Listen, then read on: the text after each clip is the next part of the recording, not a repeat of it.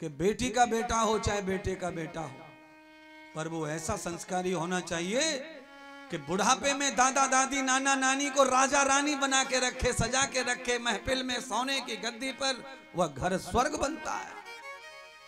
जहां दादा के हाल हो रहे, दादी के हाल हो रहे, वो घर नरक बनता है। इसलिए सोना चांदी हीरे मोती संग नहीं जाएंगे, माता पिता की सेवा संग जाएगी, गुरुजनों की सेवा संग जाएगी, राष्ट्रहित सेवा संग जाएगी, दीनहीन की सेवा संग जाएगी। सेवा से क्या प्राप्त होता है ये तो मुझसे ज्यादा कोई नहीं जान सकता। कोरोना काल में मैंने जो सेवा की, मौत को गले लगाकर, 14 बार कोरोना हुआ है मुझे, पर मैंने जो सेवा की, 10,000 लोगों का रोज भोजन, 2.5 साल तक रोज, 3 लाख लोगों का इलाज 2.5 साल में। उसी सेवा का फल है कि आज राधा रानी के चरणों में वास हो रहा है वृंदावन में। नहीं तो मेरा तो सपना भी नहीं था वृंदावन में वास करने का।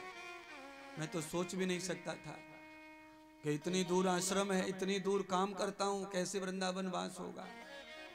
पर अनृतम सेवा में है, सबसे कठिन है सेवक धर्मा। सबसे कठिन काम अगर है दुनिया में तो सेवा करना ही है, और सेवा कर ली तो भर भर के मिलता है। फिर मैंने तो 2 हाथों से की, पर 1000 हाथों से राधा रानी ने दे करके मंदिर हो गया, गौशाला, आश्रम। अब आप आओगे जाओगे तो अपना घर है आपका, सीधा पहुंचो राधा किशोरी धाम, भोजन करो, प्रसाद लो, परिक्रमा करो, बिहारी जी का दर्शन करो, गाड़ी खड़ी कर जाओ, लौट के आ जाओ, आराम करो, खुद जाओ यार और दोस्तों को ले जाओ। क्यों? वृंदावन में एक दिन का ही वास हो जाए वही अपना भाग्य है।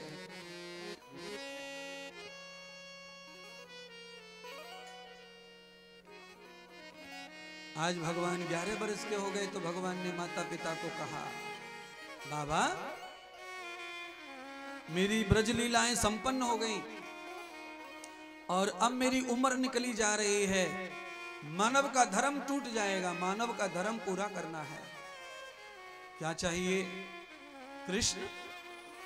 तो बाबा आनंद से कह रहे हैं कि मैं 11 साल का हो गया, अब मुझे गुरु बनवाओ। स्वयं भगवान कह रहे हैं मुझे गुरु की जरूरत है, मानव का शरीर है इसलिए मुझे गुरु चाहिए। प्यारे बंधुओं, हमारे शास्त्रों में लिखा है, हिंदू शास्त्रों में, कि बिना गुरु के कल्याण नहीं, बिना गुरु के भजन सफल नहीं, बिना गुरु के किसी भी पूजा का फल नहीं। तो गुरु कब करना चाहिए? तो शास्त्र कहता है 5 वर्ष से 11 वर्ष की अल्पायु बचपन में ही गुरु होना चाहिए। बाद में तो गुरु करना मतलब नियम पूरा करना है, गुरु तो बचपन में हो जाना चाहिए। पहले गुरु और फिर पढ़ाई शुरू। बिना गुरु मंत्र, बिना यज्ञोपवीत, बिना शिखा वंदन के पढ़ाई पढ़ने का धर्म नहीं है हमारे हिंदू धर्म में।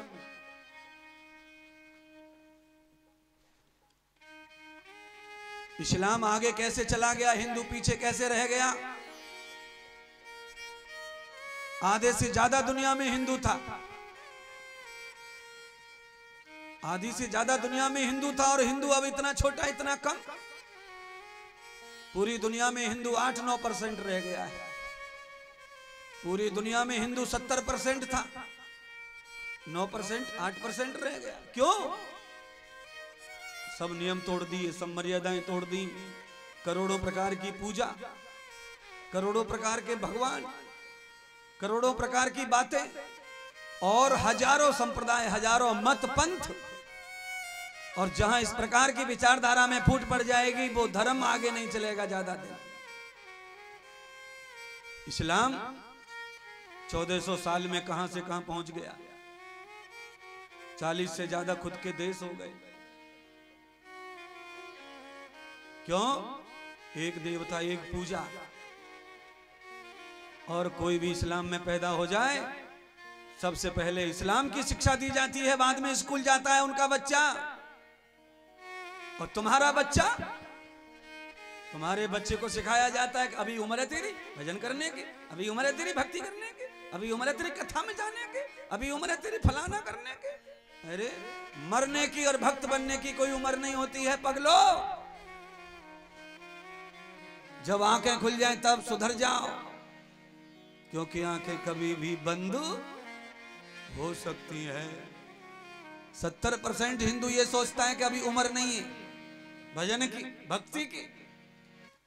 बताओ, अरे कथा बताइए, बड़े बूढ़े ने काजे लिखी है कथा, बालक बच्चन को ना है कथा, जवान को ना है कथा। अच्छा, अभी से गुरु,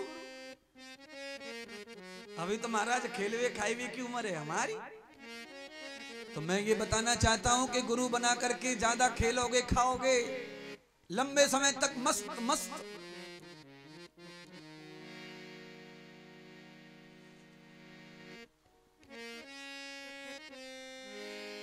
बिना गुरु के जीवन में कुछ है नहीं। राम जी ने गुरु बनाया 5 वर्ष में, भगवान कृष्ण ने बनाया 11 वर्ष की आयु में गुरु। चले गए, कंस के शासन के कारण मथुरा में, ब्रज में पूरे में कोई महात्मा अच्छे नहीं बचे थे, सब भाग गए थे प्राण बचाकर। तो गुरु भी नहीं मिल रहा अच्छा। तो नंद बाबा गुरु ढूंढते ढूंढते कहां पहुंचे? क्षिप्रा नदी के तट पर। महाकाल भगवान शिव की नगरी अवंतिकापुरी जब नाम था, अब उज्जैन नाम है उसका। सांदीपनी जैसे महान गुरु की दीक्षा लेकर के भगवान ने पवित्र शिक्षा लेकर पढ़ाई करना प्रारंभ किया। उद्धव जैसे महाज्ञानी मित्र बनाए, सुदामा जैसे परम भक्त को मित्र बनाया, और पूरी पढ़ाई 11 वर्ष में कर ली भगवान ने। पढ़ाई के समय मित्र होने चाहिए तो बनाओ, पर मित्र कैसे होने चाहिए? जिसमें व्यसन ना हो। अगर मित्र पढ़ने में कोई कमजोर है पर धार्मिक है तो मित्र बना, पढ़ाई में काम आएगा। अगर कोई मित्र धार्मिक नहीं है पर पढ़ने में बहुत होशियार है, उसे भी मित्र बनाओ। उद्धव जी का भजन में कोई रुचि नहीं थी, उद्धव जी अभिमानी थे, बहुत ज्ञानी थे, पर वो भजन में कोई मान्य नहीं रखते थे। भगवान ने उद्धव को मित्र बनाया, सुदामा को। सुदामा चले गए पढ़कर अपने घर, विवाह हो गया। उद्धव जी को अपने साथ लेकर भगवान मथुरा लौट कर आ गए। 22 साल की उम्र हो गई। महाराज उग्रसेन जी ने, नाना जी ने अपनी पुत्री के पुत्र कृष्ण को राजा बना दिया 22 साल में मथुरा का। बोलिए श्री मथुराधीश भगवान की जय हो। 4 वर्ष भगवान ने मथुरा का शासन चलाया। 4 वर्ष में भगवान एक दिन अपनी मैया यशोदा से मिलने नहीं गए, सखियों से मिलने नहीं गए, राधा से मिलने नहीं गए, गैयों से मिलने नहीं गए। इस चिंता में भगवान सूख गए। रात भर रोते रहते भगवान, दिन भर रोते रहते। याद सताती गैया की, मैया की, सखिन की। अरे मथुरा और गोकुल के बीच में जमुना को फैसलो है, पर जा नहीं सकते, ऐसी मर्यादा में फंस गए राजा बन के। और ऊपर से रोज लड़ाई। कंस का ससुर जरासंध आवे, रोज आक्रमण कर दे कि ये तो संपत्ति हमारी है, मेरे जमाई की, तू कैसे राजगद्दी पर बैठा। जरासंध को वरदान प्राप्त था, विष्णु के हाथों से नहीं मरेगा। इस कारण 17 बार युद्ध हुआ पर उसकी मृत्यु नहीं हुई, बार बार परास्त होकर भाग जाता। भगवान बड़ी चिंता में पड़ गए। ऐसे राज्य में तो मैं मर ही जाऊंगा। न रात भर सोता हूं, न दिन भर खाता हूं, न कोई रिश्ता निभा पा रहा। गोपियां रो रही हैं, राधा रो रही है, मैया रो रही है, गैया रो रही है। क्या करूंगा ऐसे धन का? धन को पाकर के रिश्ते समाप्त हो जाएं मैया के, गैया के। ऐसे धन से तो गरीब होना अच्छा है।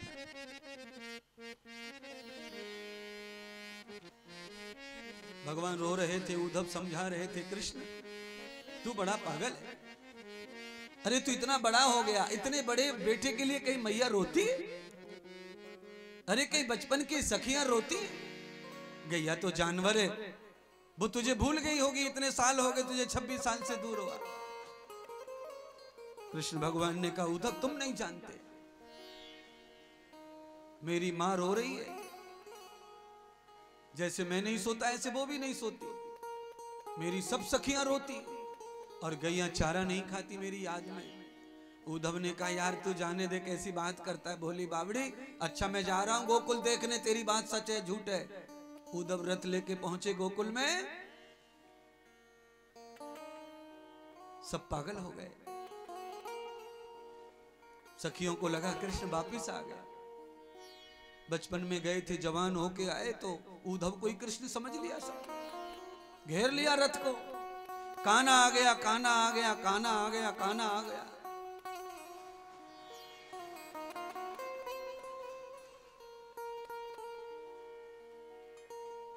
मैया के पास उद्धव गए, देखा पालने पे सिर रख के आंसू टपका रही है। उद्धव ने देखा गैया मथुरा की तरफ मुंह करके खड़ी है, पेट तुझ गया है, चारे में मुंह डालती नहीं गैया, कृष्ण की बाट देख रही है, कन्हैया आएंगे कह गए थे। श्री राधा कदम के पेड़ के नीचे बैठी, आंखें बंद ध्यान धर रही है। राधा का अंग पीला पड़ गया है। सखियों ने दौड़कर कहा राधा राधा, अरे श्याम आ गए, चल चल श्याम आ गए। राधा ने नेत्र खोले, देखा, कहा ये मेरा श्याम नहीं है, मेरा श्याम जो मथुरा गया है वो नहीं है, वो तो मथुरा का कृष्ण है, मथुरा का द्वारकाधीश, मथुरा का मथुराधीश। मेरा कृष्ण वो नहीं है, मेरा कृष्ण तो मेरे अंदर समाया हुआ है।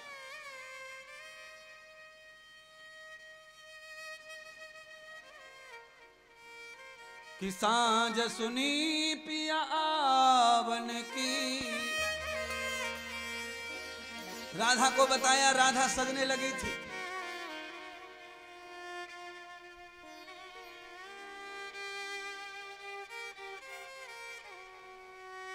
कि पीरी केसर पीरी बेसर, आज राधा केसर से स्नान कर रही है श्याम के लिए। कि पीरी पाटिन को पल का पीरी नवारन से बनवायो,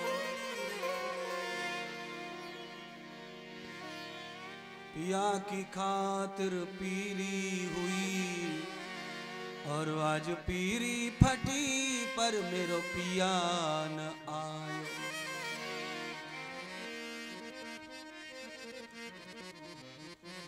जाओ उधो कह देना श्याम से कि वो तेरे बगैर रह लेंगी, पत्थर दिल हो गया है तो। और ये भी कह देना कि राधा का श्याम तो राधा के पास है, जो मथुरा में रहता है वो राधा का श्याम नहीं है।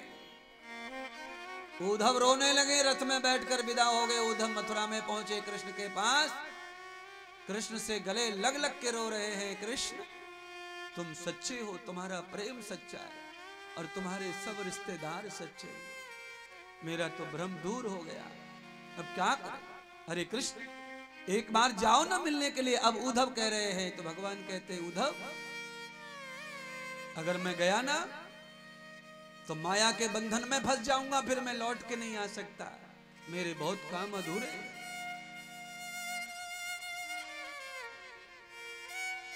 श्री राधा सखियों के साथ बैठी बैठी कह रही हैं, कान्हा से कह देना कि राधा ने चोटी नहीं की है, तुम चोटी करते थे ना उनकी कंघी लेकर, तो आज भी राधा ने मेहंदी लगाई है, उनके हाथ नहीं जा रहे बालों में, जाओ कर दो।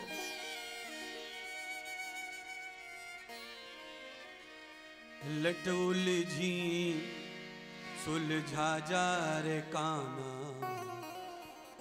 मेरे हाथ मेहंदी लगी, मेरे हाथ मेहंदी लगी रे कान्हा, मेरे हाथ मेहंदी लगी। लट उलझी सुलझा जा रे काना, मेरे हाथ मेहंदी लगी। लट उलझी सुलझा जा रे काना, मेरे हाथ मेहंदी लगी। लट उलझी सुलझा जा रे काना, मेरे हाथ मेहंदी लगी। बहाने कर करके बुला रही हैं। हार गले का टूट गया मेरा, हार गले का टूट गया मेरा, हार गले का टूट गया मेरा, हार गले का टूट गया मेरा। अपने हाथ पहना जा रे काना, मेरे हाथ मेहंदी लगी। लट उलझी सुलझा जा रे काना, मेरे हाथ मेहंदी लगी। मेरे हाथ में